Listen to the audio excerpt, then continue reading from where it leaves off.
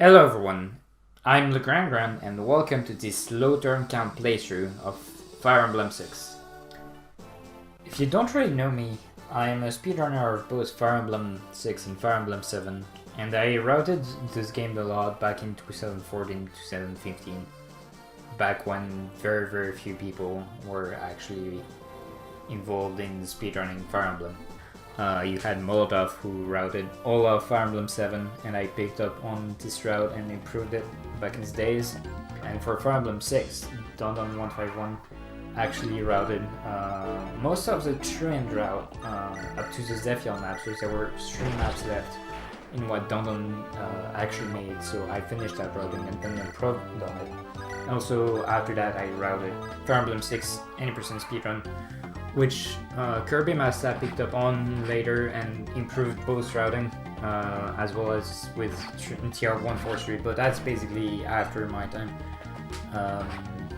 I've got a very good experience with routing Fire Emblem and using RNG manip.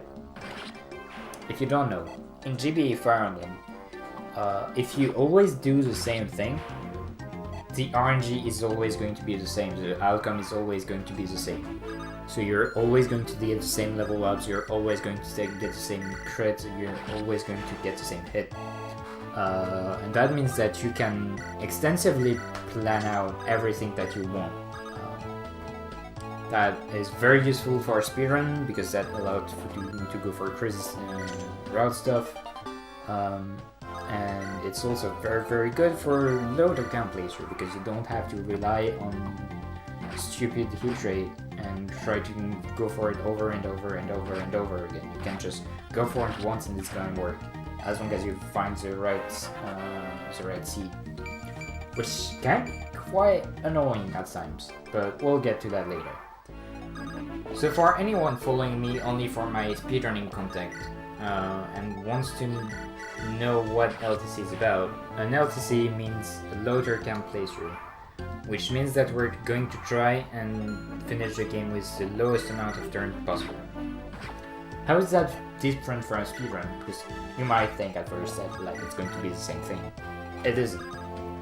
In a speedrun, you're going to try and maximize the time you save, so you're going to try and minimize the amount of gameplay you do. So that means you're pretty much just only going to use 2-3 units at best, depending on the games and the character and yada. And like you're going to take the time it takes. Like if it takes more turns but it takes less time, then you're going to take that. One of the most interesting difference between speedrunning and LTC is probably the warp stuff. You get the warp stuff back in chapter 14 on the desert map. But sadly, in a speedrunning context, you can't use it until you get Nime, who joins in chapter 19 of Ilya or chapter 20 of Sake. That means that you have to wait 5 chapters before being able to use the warp. And for an LTC context, that's just unacceptable, because that means that we won't be able to chase as efficiently chapter 14x, chapter 16x, or chapter 16, which otherwise would take really long, among other things. So we are going to actually train Soul, who joins in chapter 6, to make sure that he actually hits A rank for chapter 14x so he can use the warp staff right away. The reason we don't do that in a speedrunning context is because training Soul takes a lot of real time. You basically need to use him on every turn to make sure that you actually hit that A rank staff. So we just don't do that and we wait for Nime while LTC is going to actually train Soul. There's a lot of other things that are going to save time that are really not worth it in a speedrun, and that means that a low turn count playthrough is very different to a speedrun. The other difference that's really interesting is that, like, when it comes to RNG manip, in a speedrun you are going to try and minimize the amount of time you burn RNG, because A, you need to remember how to do that RNG burn, which isn't really easy to do. The current route for Fire Emblem 6 is really difficult to learn because there's a lot of instances where you need to burn RNG. But you don't really care about that in LTC run, because while doing it in real time is absolutely stupid, and you really shouldn't be doing an LTC run in a real time setting, because you're just going to try and go for 1% crit and stuff. And B, well, you can spend however real time you want trying to find the right seed that you need. Like usually in a speedrun, going for 80 random numbers to burn is basically the limit. In a loader count playthrough, the limit is nowhere. You can just burn 80, 500, 1000 just to get the right outcome that is going to save a turn, because you don't care about RTA, real time. So it's going to be very interesting on that regard as well. So why am I doing this exactly? Because I'm more known for speedrunning, and LTC is really not my league. It's because of Beam Crash and Beam Crash Run. So Beam Crash did a Fire Emblem 6 loader count playthrough in a really short amount of turns. I will link it in the description below. He did that in 2009, which is incredibly ahead of its time, extensively using RNG burning, which, for just as a reminder, in the speedrunning community, we've been starting using that only in 2014, 2013 at best. His run is absolutely crazy. The strats he uses are absolutely crazy, and it's really mind-blowing what they did.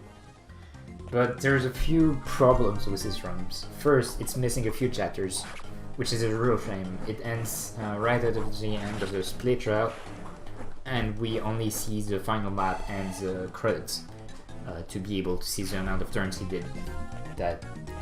It's really low quality. It's in 1144p, which is like, even if that's in GBA Fire Emblem, that's still really mediocre.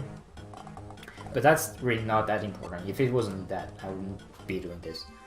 The big thing that's also annoying is that it's lacking the props menus, which I found really important to know when you equip every item, when you sell every item, how you sell them, etc, etc. Now obviously in Fire Emblem 6 you can't use boosting items outside of the during preps, so that's not that much of a problem, but it's still a problem to me. And finally, every time Beam Crush burns RNG, it is edited out of the video, so it looks like he's not doing any RNG burning, which he absolutely is, and it's absolutely insane what he has to do. And I will display all of that during the run. I will not edit out any content of the run. I might just speed up all the RNG burning, which is probably a better idea. Just tell me in the comment below if you would rather see RNG burn instead the time it should take, or just allow me to speed it up, because there's a lot to burn sometimes. I've done the first 2 chapters so far, and there is instances where I had to burn like 500 plus errands just to get one outcome, and it takes about, in real time, it takes like 2 minutes probably, so it's not the most interesting gameplay, but it's gameplay. So what are going to be our limitations? What are we not going to allow ourselves to do? We're not going to recruit everyone.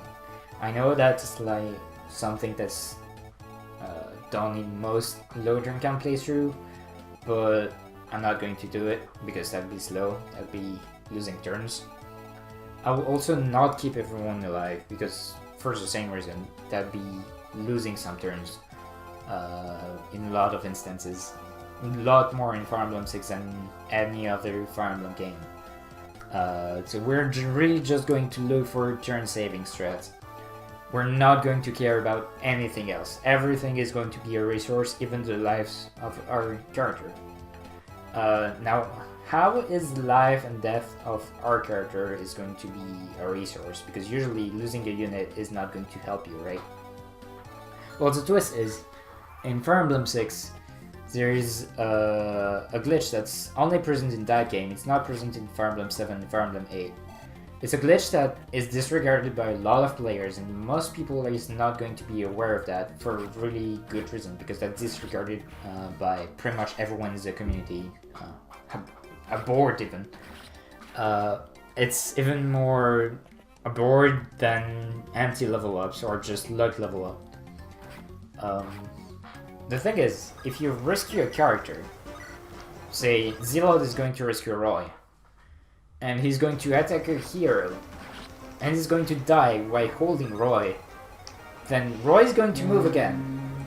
So you can probably already see how cool it is in later time playthrough. Basically, if a character dies holding Roy, then he can seize right away, which saves a turn compared to having to drop the character and waiting for the next turn for him to be able to move again. So that's basically how lives of our character is going to be really important. Now obviously a character can die twice, so they're going to be gone forever, but that still means that we're going to save turn, which is the most important thing. As a final note, I just want to say it again, but this run is really just a tribute to Beam Crash Run. I'll basically do the same strat as him, except I'll have to figure them out again, because I don't know how many RNG burns it requires to get the outcome I want. And in order to do that, I will be able to use the latest still available, done by TR143. So back in 2009, Beam Crush probably only had Rolamnen task script, which probably everyone knows about at this point. It allows you to search for random numbers, and once you find your sequence, you can wiggle your cursor and you're going to hopefully find the right one. If you don't, because you wiggle it too much, then you have to load the save state again. TR script allow you to increase and decrease RNG with just the press of a button. It's going to display the amount of RNs burned after you load the script. And it has a really good search that allows you to do complex search with ORNet, and it's going to read from a text file, which is much more convenient to use than reading inputs inside your emulator. The last feature it has is an enemy script. Every time you start an enemy phase with that script enabled, you're going to be able to rewind to the start of that enemy phase, but with the RNG increased to 1. So you're basically going to be able to see every enemy phase way more quicker than by doing it manually, by just trying to advance RNG and ending your turn and seeing how it happens. Now the script is going to do it automatically for you, and it's just down to you to figure out, hey, I want this enemy phase over another one. And because you know when it occurred, with the counter you can tell how many irons you need to burn in order to get the enemy phase that you found. So that script is the latest script available for all Fire Emblem GBA games. I'll link it in the description below. It's really good.